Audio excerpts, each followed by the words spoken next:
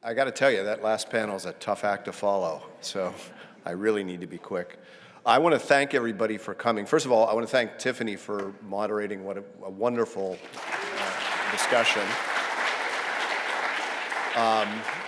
All of the participants and the panelists who really, I think, captured the excitement of this field and why we do it and why we continue to do it and why we will continue to do it. I especially want to thank Marcia Brown.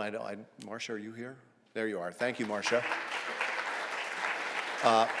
Marcia and also Natalie Riley. Where's Natalie? There she is. The reason we had this place, the reason you had all that wonderful food, the reason this was all organized so well, because of Marcia and Natalie, so thank you there. I guess the last thing I'll say is you've heard a lot about the, what I call it, dogged tenacity that it took to get to the point to build, and detect, build a gravitational wave detector and detect gravitational waves. I got started in this field 30 years ago. And when I did, I was working in a different field. It was sort of a laser spectroscopy.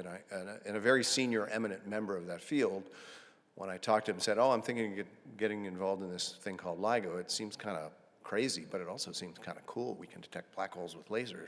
That's great. He looked at me and he says, are you crazy? He goes, you're going to kill your career.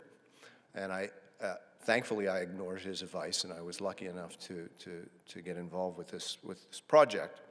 And I think that's the bigger lesson here for all of us, is that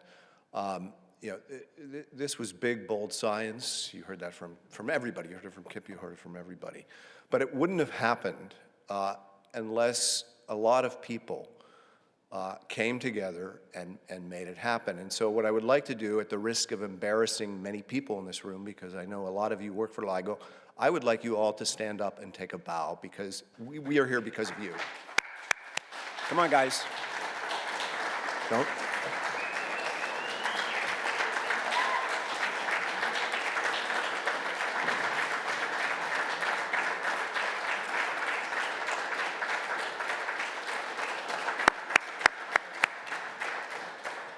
So, I don't know where we're going to be 10 years from now. I don't know where we're going to be 100. We'll be celebrating Mike's birthday. I don't know where we'll be 100 years from now, but if you look back 100 years ago, there wasn't something called quantum mechanics. Dark matter hadn't even popped onto our imagination yet. Dark energy, certainly not.